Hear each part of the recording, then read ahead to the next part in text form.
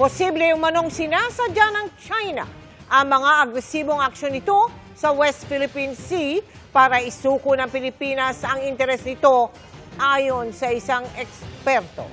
Paghihimok niya sa gobyerno, palawakin ang defense cooperation ng bansa.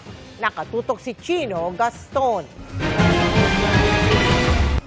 Sa kabila ng masamang panahon, patuloy na nagbabantay ang BRP Teresa Magbanwa sa bahagi ng Exclusive Economic Zone malapit sa Zambales. Sa nagdaang 2 araw, tumutok ang BRP Magbanwa sa karagatang 70 hanggang 80 nautical miles mula sa coastline ng Zambales. Nakatapat nito ang China Coast Guard Vessel 3103 at ang kapalitan nitong 3304. We are currently sailing within the Philippines Exclusive Economic Zone. We are really standing up against the Chinese unlawful presence dito sa loob ng Exclusive Economic Zone para hindi ma-legitimize ng China na masabi nilang they have the total control of these waters.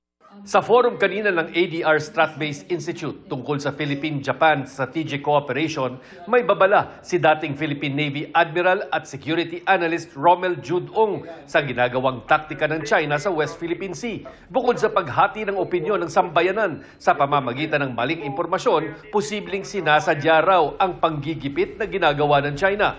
Sinusubukan pa naming kunan ng pahayag ang Chinese Embassy tungkol sa mga alegasyong ito.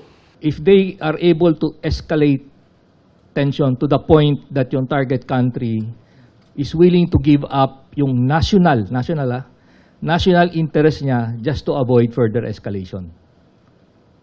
And that area I'm worried about sa West Philippine Sea kasi sometimes we are focused on the de-escalation, we are not looking at the big picture, which is we are incrementally losing. Isa sa mga ipinapanukalang solusyon sa panggigipit ng China ang pagpapalawak ng defense cooperation hindi lamang sa Japan, kundi pati sa South Korea, Taiwan at Australia. Sa linggo nakatakdang mag-usap sa telepono nina Pangulong Bongbong Marcos, US President Joseph Biden at Japanese Prime Minister Ishiba Shigeru.